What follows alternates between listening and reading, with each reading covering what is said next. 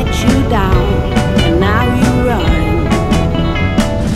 Oh, now I'm crying, 'cause I want you back. Cupid, Cupid, send his kisses to me. Cupid, Cupid, tell him he belongs to me. Tell him that I'm still deeply in love. Cupid, Cupid. Là, on a Daniel qui a acheté mon trailer, qui vient de se faire photographier avec sa belle bleue. Puis Danny, mon body, qui met sa V-Strom sous les projecteurs. Deeply in love. And if you see my love, tell him that I'm sorry. I will do anything to get him back. Ensuite, ben, c'est à notre tour. La R18 puis moi. C'est une rétro bien photogénique en tout cas. Bon ben Danny, tu m'aides à faire mon petit road test. Danny, c'est le porteur de caméra. Puis en même temps, ben, on aime ça rouler ensemble. Qu'est-ce que tu penses de ce bike-là, sans l'avoir essayé à première vue comme ça? Ben, je trouve ça audacieux. Je trouve que c'est quand même un look très particulier. BMW sort de leur zone de confort, puis ils vont jouer dans des marchés qui sont vraiment pas communs pour eux. Avec la version R18B qui va avoir là, le fairing, un gros bagger là, avec les sacoches et tout, je pense qu'ils vont vraiment aller chercher une clientèle. C'est quand même assez surprenant. C'est un monstre. C'est très gros. C'est impressionnant. C'est impressionnant. Mais ils ont réussi à faire de quoi de vraiment qui look là. Puis écoute, t'étais beau à regarder dans mes miroirs. Oui. Fait que assez de bavardage. Allons rouler. On va rouler. J'ai pas vu grand moteur avec autant de caractère.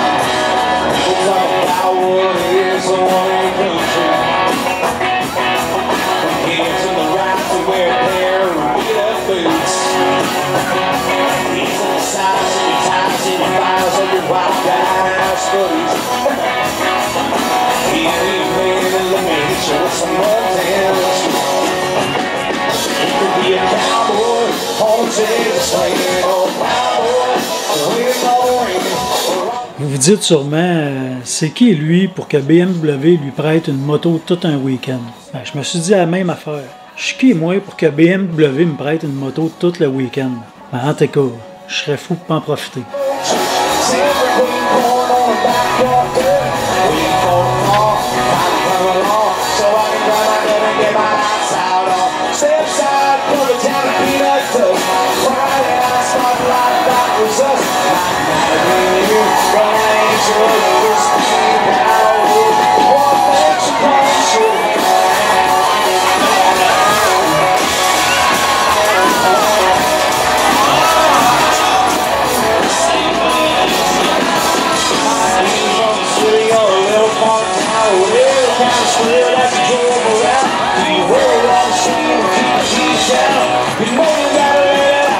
J'ai fait quelques centaines de kilomètres sur les belles routes de l'Estrie, puis j'ai été aussi pigrassé dans l'assiette du touriste des cantons de l'Est, juste pour voir ce qu'il y avait de plaisant à faire. Après tout, c'est chez nous.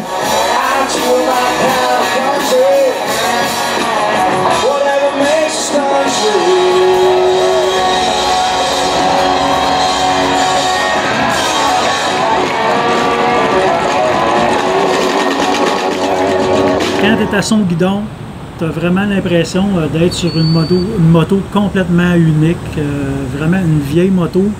Ils ont vraiment respecté les lignes de son ancêtre, un profil bas, élancé. Quand on regarde cette moto-là, 2021, puis qu'on regarde celle des années 30, c'est pas dur à reconnaître qu'elle vient de la même famille. Donc pour ça, c'est vraiment réussi de la part de BMW.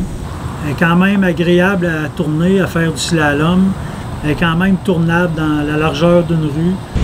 Donc c'est une moto qui est quand même agréable à conduire, même si au départ elle est vraiment déstabilisante, vraiment. Fait que je remercie David de m'avoir donné la chance de l'essayer toute la fin de semaine. Il me reste encore une journée, puis je vais me payer à la traite. Je vais en profiter le temps que je l'ai. Have you ever met Miss Lindy? She's a gal with the bright red hair. Now she stands high from all the rest. You know her anywhere. Well, she's mine. Yeah, she's mine. Well, I love that little girl with the bright red hair. Well, Miss Lindy. Premièrement, c'est toute une bête. Je vais y aller point de vue esthétique. Moi, je trouve ça vraiment particulièrement beau. Premièrement, j'aime les motos vintage, j'aime les motos antiques. BMW a vraiment réussi avec la R18 à aller rechercher l'ADN de leur ancêtre, de son ancêtre. Ils ont vraiment respecté le style, l'allure, la ligne. Le réservoir est lancé, écrasé. Le noir avec les stripes blanches. Même l'insigne avec les deux vis sur le réservoir. Aujourd'hui, les insignes sont toutes collées. Ils n'étaient vraiment pas obligés de faire ça, mais ils ont été chercher ce petit détail-là avec les deux petites vis. Ils vont sortir aussi un gros cruiser avec les valises, tourpack, gros fairing. J'imagine qu'il va y avoir un gros siège, la moto va être plus haute. On va peut-être avoir une assise un peu plus traditionnelle des grosses routières. Mais ici, on a vraiment une moto là, qui est particulière quand on est assis dessus. Honnêtement, j'ai fait le saut quand je me suis assis là-dessus, puis je suis parti au crime. Là, j'ai vu que c'était complètement une autre moto. Ça a pris plusieurs kilomètres avant que je me familiarise avec les manettes là, au pied, le shifter puis le frein arrière. Assez que je me demandais même si je réussirais à m'habituer. Mais je l'avais seulement 3 jours, puis je peux vous dire aujourd'hui, on est dimanche, j'ai réussi à m'habituer. Les contrôles sont vraiment intuitifs. J'ai aucun problème avec. Puis aussi, je fais plus le saut quand j'accroche les pédales. C'est rendu courant, puis c'est correct. Ça fait partie de la game.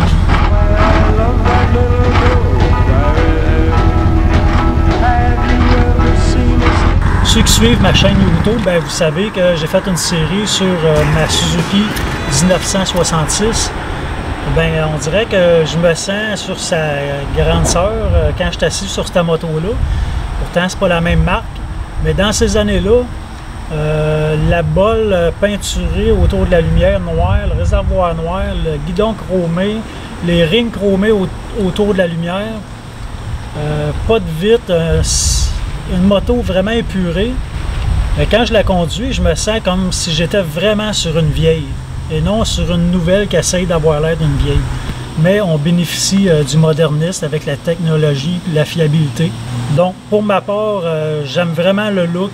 Moi, c'est une question de goût. Je ne prendrai pas des silencieux fishtail, mais il y a d'autres options. Là. Il y a 2 modèles qui sortent. Il y a des silencieux ronds, il y a des silencieux de type fishtail. Mais honnêtement, moi, je mettrais des Dr. Jekyll et Mr. Hyde. Parce qu'ils en font justement pour la R18.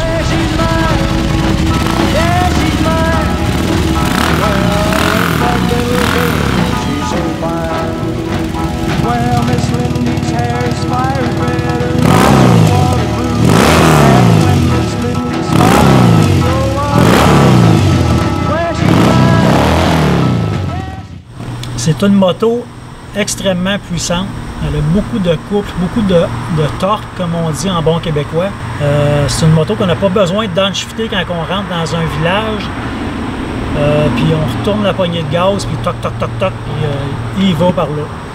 C'est une moto qui est vibreuse pour les gens qui vont être portés à la comparer. Je ne peux pas la comparer avec une Softail ou une Fat Boy ou n'importe quel autre modèle moderne. Quand on a la contrainte de vouloir faire une moto style vintage, style antique, puis en conservant une fiabilité puis un confort routier. C'est tout un défi pour les constructeurs. C'est pour ça que je serais porté à la mettre dans une catégorie à part.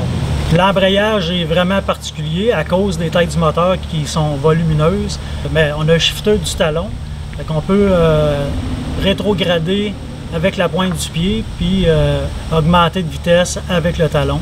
C'est une contrainte qui est pas vraiment un défaut. Puis on peut dire que le chrome sur ta moto-là, ben, il est assez présent. Il y a 3 modes de conduite. Il y a le mode Rock, Rain et Roll. Roll, il est très doux. Mais si on le met en mode rock, là, on se sent vraiment assis sur une machine à la sauce Milwaukee. On ressent vraiment les vibrations, mais les vibrations, ils sont de gauche à droite. Juste de starter la moto, ça nous donne tout le temps un coup vers la gauche. Quand on descend une grande pente et qu'on rétrograde, on lâche la cloche, la moto est toujours propulsée vers la gauche. Moi, personnellement, c'est du caractère que j'apprécie vraiment sur la moto. J'ai l'impression d'être sur un gros taureau. Même si c'est une moto qui est construite à l'ancienne, ben on a toujours bien le cruise control qui est vraiment important. Il me manque quasiment juste mon petit casque de cuivre et mes lunettes d'aviateur. Mais je peux vous dire que la personne qui va l'acheter va triper vraiment.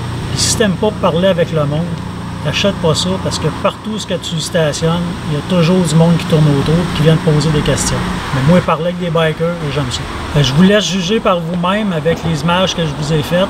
Je ne suis pas un professionnel, je vous l'ai déjà dit. Je vous laisse la chance d'aller les essayer chez vos concessionnaires. Il y en a plusieurs qui ont des démos.